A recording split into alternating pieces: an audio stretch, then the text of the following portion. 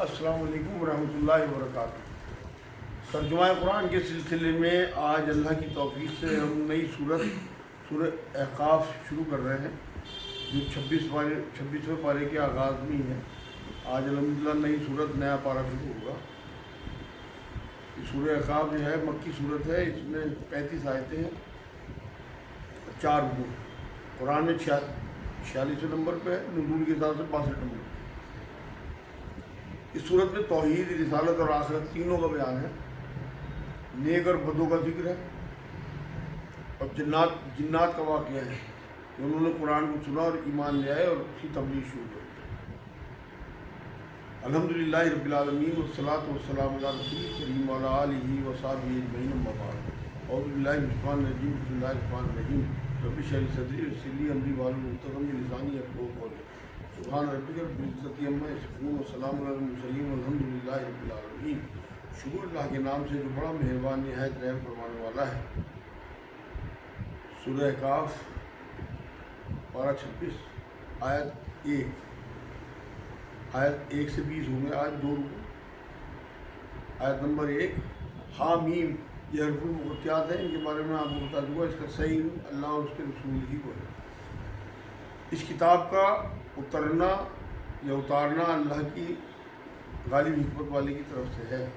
کتاب کا جو نزول ہے وہ اللہ گواہ ہے، اس کا جو غالب بھی ہے اور حاکم بھی ہے۔ ہم نے آسمانوں اور زمین اور ان دونوں کے درمیان کی تمام چیزوں کو بہترین تدبیر کے ساتھ ہی ایک مدت معین کے لیے پیدا کیا ہے۔ مطلب حق کے ساتھ پیدا کیا اللہ نے، اور یہ دنیا اور تمہاری زندگی جو ہے ہمیشہ کے لیے نہیں ہے، بلکہ ایک طے مدت کے لیے تمہیں بھیجا گیا دنیا میں، اس کے بعد تمہیں واپس جا کے حساب دینا ہے۔ سورہ ابراہیم آیت نمبر 48 میں بھی ہے کہ زمین اور آسمان جو ہے انہیں ختم کر دیا جائے گا آخر قیامت میں نہیں۔ اور کافی لوگ جس چیز سے ڈرائے جاتے ہیں منہ موڑ لیتے ہیں، مطلب عذاب کی بات نہیں مانتے، ہٹ دھرمی کرتے ہیں، آخرت سے منہ موڑتے ہیں اور آخرت کو بھلائے بیٹھے۔ جس چیز سے انہیں ڈرایا جاتا ہے اسی کا انکار کرتے ہیں۔ آج بھی کسی کے سامنے جو ہے موت کا ذکر کرو تو وہ کہتا ہے کہ ڈراؤ مت ہو۔ تو کب آخرت کا عذاب آئے گا ہی نہیں، یقین نہیں ہے، جبکہ اللہ تو یہ کہتا ہے کہ انسان کی جو قیامت ہے اس کی موت کا دن وہی قیامت ہے۔ آیت نمبر 4، آپ کہہ دیجئے بھلا دیکھو تو جنہیں تم اللہ کے سوا پکارتے ہو، مجھے بھی تو دکھاؤ کہ انہوں نے زمین کا کون سا ٹکڑا بنایا ہے۔ مطلب جب سارے زمین آسمان اللہ نے بنائے ہیں، عبادت کا حقدار بھی وہی اکیلا ہے۔ انہوں نے تو کچھ نہیں بنایا جو تمہارے جھوٹے معبود ہیں۔ کون سا حصہ بنا ہے؟ اگر تم سچے ہو تو اس سے پہلے ہی کی کوئی کتاب یا علم ہی جو نقل کیا جاتا ہو میرے پاس لاؤ۔ مطلب کوئی تو دلیل دو شرک کی، تمہارے شرک کے لیے کوئی دلیل جو ہے وہ نہیں ہے، اگر ہو تو دکھاؤ، اصلی نقلی کیسی بھی دلیل تو لاؤ۔ اور اس سے بڑھ کر گمراہ اور کون ہوگا جو اللہ کے سوا ایسوں کو پکارتے ہیں جو قیامت تک اس کی دعا قبول نہ کر سکے، بلکہ ان کے پکارنے سے محض بے خبر ہوں۔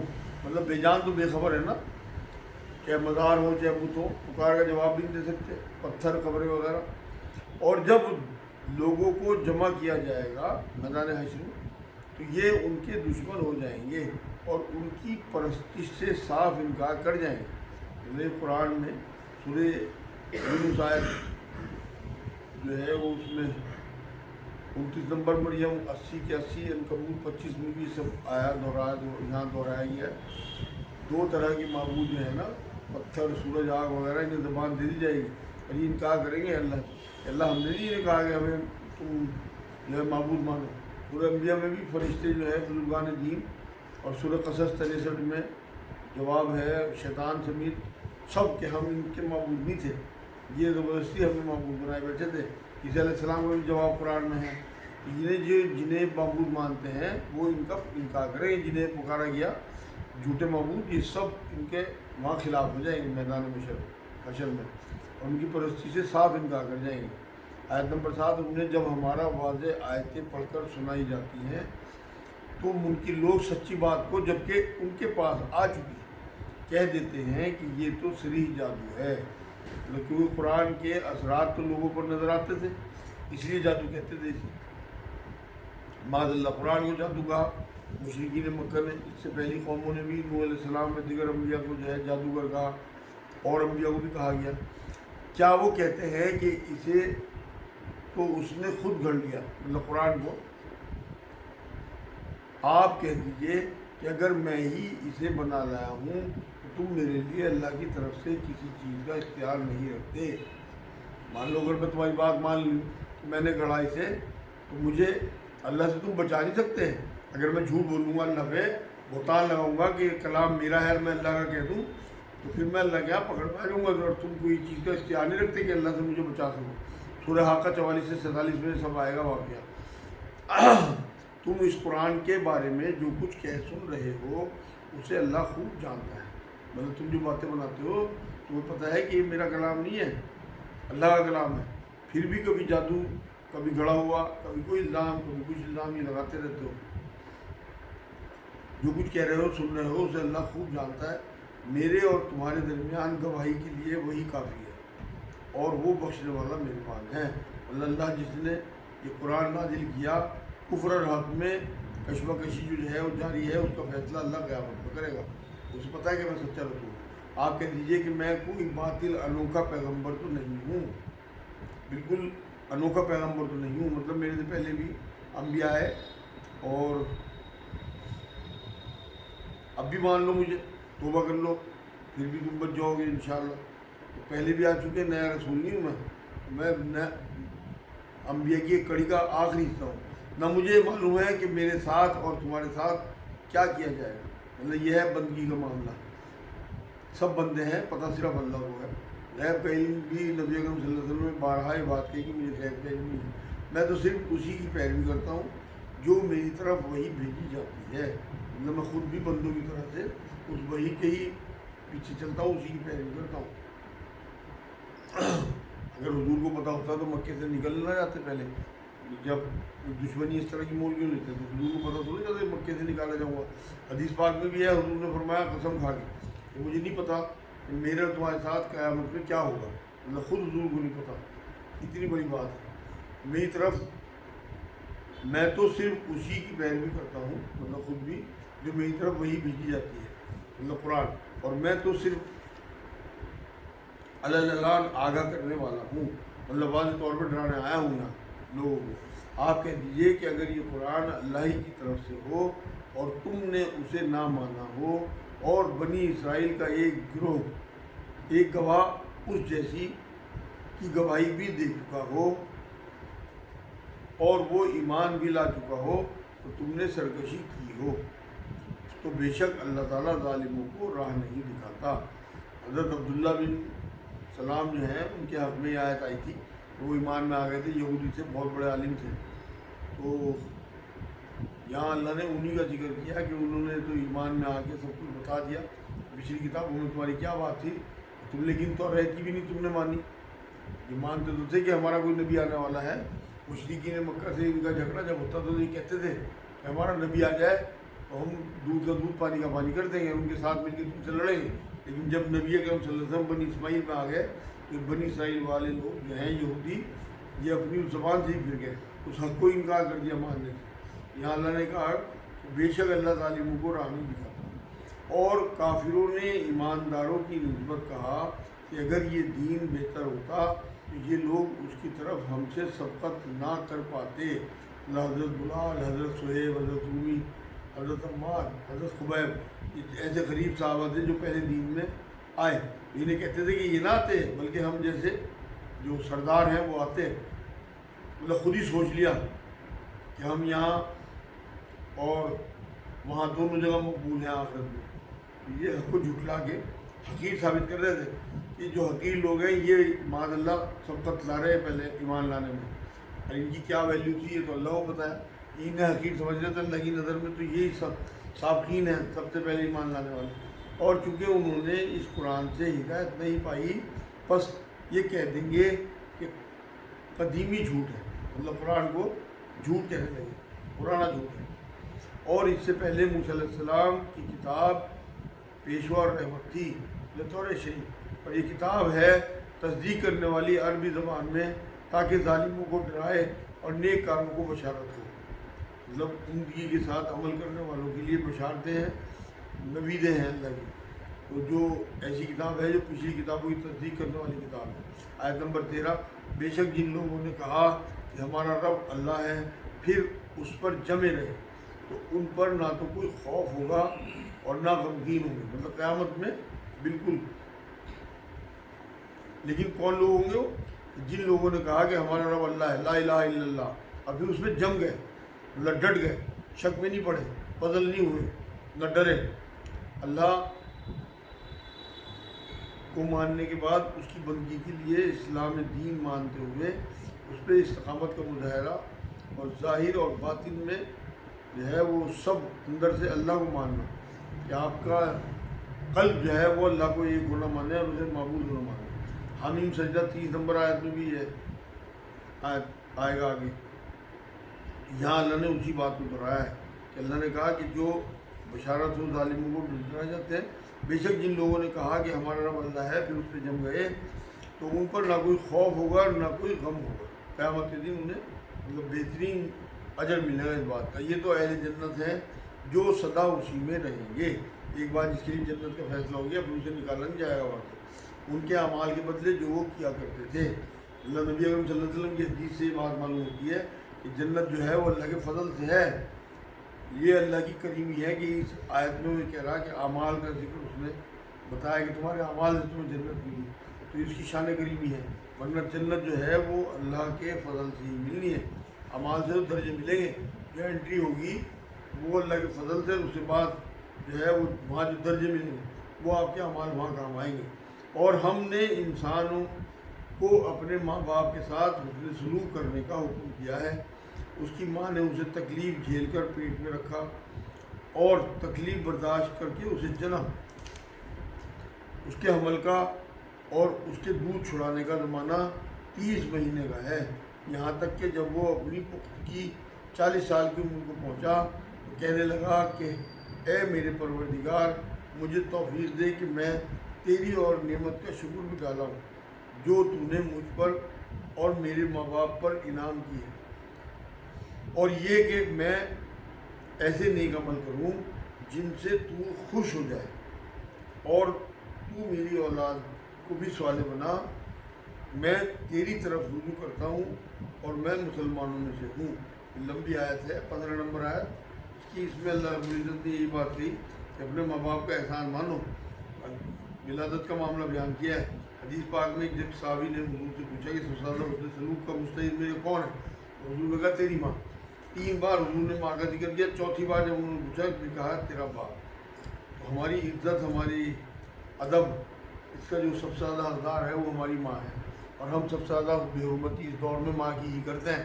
باپ سے وہ ڈرتے ہیں کہ وہ ڈنڈا ہے اس کے ہاتھ میں تو وہ تو مار دے گا، لیکن ماں جو ہے وہ کمزور ہوتی ہے تو وہ اس پہ ہم آنکھیں دکھاتے ہیں، ذرا دل میں ہو جائے یہ بھول جاتے ہیں کہ اس نے ہمیں جو ہے 2 سال خون پلایا، پیشابوں میں سوئی، 9 مہینے ہمیں پیٹ میں رکھا۔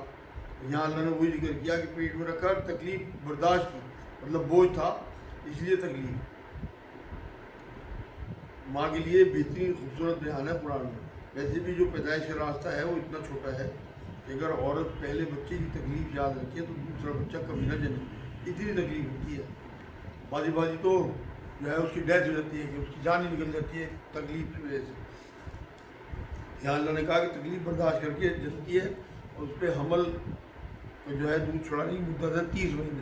6 ماہ میں بھی حمل ہو جاتا ہے نا، بہت سے بچے 6 ماہ میں پیدا ہو جاتے ہیں، تو اللہ رب العزت نے وہی 30 مہینے کہا کہ 2 سال خون پلانا، اپنا دودھ پلانا، اور 6 ماہ جو ہے حمل میں رکھنا، زیادہ 9 ماہ، تو یہ 30 ماہ کی جگہ 33 ماہ 34 ماہ بھی ہو سکتا ہے، لیکن اللہ نے کم سے کم مدت یہاں بیان کی۔ اور یہ کہا کہ پختگی کی عمر جو ہے وہ 40 سال ہے، جسم کی پختگی کی جو عمر ہے وہ تو 14-15 سال ہے، بالغ ہونے پہ آدمی آ جاتا ہے۔ ذہنی جو شعور ہے اور عقل کی جو پختگی ہے، عقل بلوغت کی، اس کی جو عمر ہے نفسیاتی طور پہ غور و فکر کے لیے وہ 40 سال ہے، قرآن میں جو عمر بتائی گئی۔ یعنی نفسیاتی پختگی نبی اکرم صلی اللہ علیہ وسلم کی نبوت کا ظہور جو ہے وہ 40 سال کی عمر میں ہوا. اور آگے فرمایا ماں کا جو حق بتایا نا 3 گنا، وہ 3 لمحے جو ہے عورت کو بڑے بھاری گزرتے ہیں، اسی لیے 3 اس کے درجے اللہ نے زیادہ رکھے باپ سے، اسی لیے ان کی اہمیت ہے. تو ایک تو ماں کے دودھ چھڑانے کی مدت 2 سال بتائی گئی اس میں. یہاں 30 ماہ کا جو ذکر ہے نا، وہ 24 ماہ تو جو نکال دیں گے ہم، کئی بار ملا تو 6 مہینے ہو جاتے، جو میں آپ کو بتا رہا ہوں. اس میں اور بھی کئی نقطے ہیں. رضاعی اولاد کے لیے بھی اس میں معاملہ نظر آتا ہے کہ اگر کوئی کسی کا دودھ پی لے تو اس کی جو بہن بھائی ہیں وہ رضاعی بہن بھائی ہوتے ہیں، پھر ان سے نکاح نہیں ہو سکتا. یہاں اللہ رب العزت نے بڑی اہمیت کے ساتھ ماں کے دودھ کی جو بات کی ہے اس میں رہنمائی ہے بہت زیادہ. ایک مومن اگر سلیم فطرت ہو تو یہ دعا کرے گا اپنے ماں باپ کے لیے کہ میرے ماں باپ پہ انعام کیا تو نے، یہ کہ ایسا جیسے نیک عمل کروں ان کے ساتھ جیسے انہوں نے میرے ساتھ کیا. تو ہم جو کچھ بھی ہیں اپنے ماں باپ کی وجہ سے ہیں، ان کے احسانات ہیں ہمارے اوپر بہت. یہ جو علماء دین ہیں وہ اس دعا کو بہت بڑھیا دعا بتاتے ہیں. یہ جو سورہ احقاف کی 15 نمبر آیت ہے، بڑھیا دعا ہے. 40 سال کے بعد انسان کو کثرت سے دعا پڑھنی چاہیے. اور یہاں یہ کہا اللہ نے کہ تو میری اولاد کو بھی صالح بنا، مطلب ہنڈے بدماش چور چکے نہ ہوں. انسان کے پاس بہت چانس ہے اپنے ماں باپ کی خدمت کرنے کا، خوش بختی اختیار کرے، نہ کرے تو بدبخت ہے. خود اور اولاد کو بھی صالح بنائے اور اس سے دعا بھی کرے اللہ سے اولاد کے لیے بھی کہ اولاد جو ہے تیری بندگی کرنے والی ہو. یہ اپنے ماں باپ، اولاد اور خود اپنے لیے دعا کرنی ہے اللہ سے، اولاد صالح اولاد کی، اور اپنے لیے آپ کو بھی صالح بنانے کی، اور اللہ سے دعا کرنی ہے کہ میں مسلمانوں میں جیوں اور مسلمانوں میں میری موت ہو. یہی وہ لوگ ہیں جن کے نیک اعمال تو ہم قبول فرما لیتے ہیں اور جن کے بد اعمال سے ہم درگزر کر لیتے ہیں. مطلب یہ بھی اللہ رب العزت کی شان کریمی ہے کہ چھوٹے گناہ جو ہیں انہیں چھوڑ دیتا ہے اللہ پاک. جنتی لوگ جو جنتی لوگ ہوتے ہیں تو ان کے نیک اعمال جو ہے انہیں قبول کر کے اور چھوٹے چھوٹے گناہ ان کے معاف کر دیتا ہے. قرآن میں اور بھی جگہ اللہ نے بات کہی. یہ جنتی لوگوں میں ہے اس سچے وعدے کے مطابق جو ان سے کیا جاتا تھا. مطلب مومنین سے جو وعدہ کیا یہ ہے اصل میں اس کا حل کہ اللہ رب العزت نے اتنا نوازا کہ ان کے چھوٹے گناہ معاف کر دیے اور بڑے گناہوں کی عوض انہیں جنت دے دی. آیت نمبر 17. اور جس نے اپنے ماں باپ سے کہا کہ تم سے میں تنگ آ گیا، مطلب نافرمان اولاد کا بیان یہاں پہ ہے، اور تم مجھ سے یہی کہتے رہو گے کہ میں مرنے کے بعد بھی پھر زندہ کیا جاؤں گا. مطلب ماں باپ کہتے تھے کہ ایمان میں آ جاؤ، مرنے کے بعد دوبارہ زندگی ہے. تو یہاں وہ اپنے ماں باپ سے بدبخت جو ہے نافرمان اولاد جو اس کا تذکرہ یہاں اللہ نے کیا کہ اپنے ماں باپ کے ساتھ گستاخی کرتے ہیں ایسے لوگ کہ تم کہتے ہو میں دوبارہ زندہ کیا جاؤں گا. مجھ سے پہلے بھی امتیں گزر چکی ہیں، وہ دونوں جناب باری میں فریاد کرتے ہیں اور کہتے ہیں کہ تجھے خرابی ہو تو ایمان لے آ. مطلب ماں باپ جو ہے انہیں فکر سمجھاتے ہیں اسے، جیسے نوح علیہ السلام نے اپنے بیٹے کے بارے میں کہا اللہ سے اسے ایمان میں لا دیں. یہاں اللہ نے وہی کہا تجھے خرابی ہو تو ایمان لے آ. بے شک اللہ تعالیٰ کا وعدہ حق ہے. وہ جواب دیتا ہے کہ یہ تو صرف اگلوں کے افسانے ہیں. مطلب پختگی کی عمر میں پہنچ کے بھی ایسی باتیں کرنے والا جو ہے وہ نابالغوں کی طرح سے بات کرتا ہے، وہ افسانے سمجھتا ہے، پچھلے لوگوں کی کہانی بتاتا ہے. یہاں اللہ نے ایسے دونوں لوگوں کا ذکر کیا. آیت نمبر 18. وہ لوگ ہیں جن پر اللہ کے عذاب کا وعدہ صادق آ گیا، جیسے سورہ سواد آیت 85 میں کہا اللہ نے شیطان باتوں سے کہ میں تم سے جہنم کو بھروں گا. شیطان نے بات کہی. ان جنات اور انسانوں کے گروہ کے ساتھ جو ان کے پہلے گزر چکے ہیں یقیناً یہ نقصان پانے والے ہیں. مطلب جن پہ پہلے کفر کا عذاب طے کیا جا چکا، قیامت میں انہیں بہت زبردست عذاب ملنے والا ہے. اور ہر ایک کو اپنے اعمال کے مطابق درجے ملیں گے. مطلب مومنین کو جنت میں اور کافروں کو دوزخ میں گہرائیوں میں ڈالا جائے گا. ہر ایک کے درجے ہوں گے کم اور زیادہ، جنت میں بھی اور دوزخ میں بھی درجے ہوں گے. اعمال کے مطابق انہیں درجے ملیں گے تاکہ انہیں ان کے اعمال کے پورے بدلے دے اور ان پر ظلم نہ کیا جائے گا. مطلب گناہ گار کو اس کے گناہ کے جرم کی زیادہ سزا نہیں ملے گی، جتنا انہوں نے گناہ کیا ہوگا اتنی ہی سزا ملے گی. لیکن جو نیکوکار ہیں ان کے اجر میں کوئی کمی نہیں ہوگی اور بڑھ کے برکت دی جائے گی. ایک کا 700 اور اس سے بھی زیادہ سورہ بقرہ میں اللہ نے ذکر کیا. اور جو خیر یا شر جو ملے گا، جس کا جو مستحق ہوگا ان پہ ظلم نہیں کیا جائے گا اسے، بلکہ وہ بانٹ دیا جائے گا، خیر بھی اور شر بھی وہاں پہ. جیسے عمل ویسے نتائج آئیں گے. جیسے جنت میں درجے الگ الگ ہوں گے، ایسے دوزخ میں بھی الگ الگ ہوں گے. تو درکات جو یہاں جو لفظ ہے نا، وہ دوزخ کے نچلے درجوں کے لیے یہاں اللہ نے وہی بات کی ہے کہ ان پہ ظلم نہیں ہوگا، بلکہ جو جیسا کرے گا اسے ویسا مطلب ملے گا. آج کی آخری آیت ہے. اور جس دن کافی جہنم کے سیدھے پر لائے جائیں گے، مطلب آگ پر پیش کیے جائیں گے، خود آنکھوں سے جہنم کو دیکھ رہے ہوں گے. کہا جائے گا کہ تم نے اپنی نیکیاں دنیا کی زندگی میں ہی برباد کر دی اور ان سے فائدہ اٹھا چکے، بس آج تمہیں ذلت کے عذاب کی سزا دی جائے گی، اس باعث کہ تم زمین میں ناحق تکبر کیا کرتے تھے، اور اس باعث کہ تم بھی حکم عدولی کیا کرتے تھے. یہاں اللہ رب العزت نے اس بات کو دہرایا ہے کہ کھا پی چکے، عیش کر چکے، جو تم نے شہرت چاہیے تھی وہ تمہیں مل چکی دنیا میں، جو تم نے نیکی کی ان کا مطلب تمہیں مل گیا. تو دنیا کو جنت بنانے کے چکر میں آخرت بھولے رہے. جبکہ حدیث میں دنیا کا جو ہے وہ معاملہ ایسا ہے جنت کے مقابلے کہ جیسے اس پورا جنگل ہو، پوری کائنات اور اس میں ایک چھلا پڑا ہو. یہ دنیا اتنی ماہر رہتی ہے اس پوری کائنات میں، اور ہم نے اسے جنت بنا رکھا.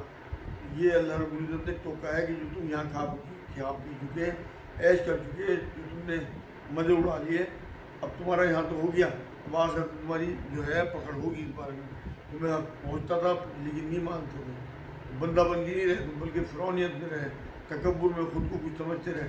جب کوئی سب کچھ دعا ہوا اللہ کا ہوتا ہے، شکر گزاری سے اس میں اضافہ ہوتا ہے، نہ شکر کو عذاب ہوتا ہے. سورہ ابراہیم آیت نمبر 7 میں اللہ نے یہ بات کہی. یہاں الحمدللہ اللہ نے آخر میں یہ بات کہی ہے کہ حکم عدولی کیا کرتے تھے جو پہلے لوگ تھے، مطلب تکبر کی وجہ سے نافرمانی آتی ہے، اور بعد میں یہ سب کافر ہم مطلب جو ہے برباد ہو جاتے ہیں. اللہ ہمیں کافر ہونے سے بچائے اور ایمان والی موت عطا فرمائے. یہ آج الحمدللہ 2 رکوع شروع کے سورہ کہف.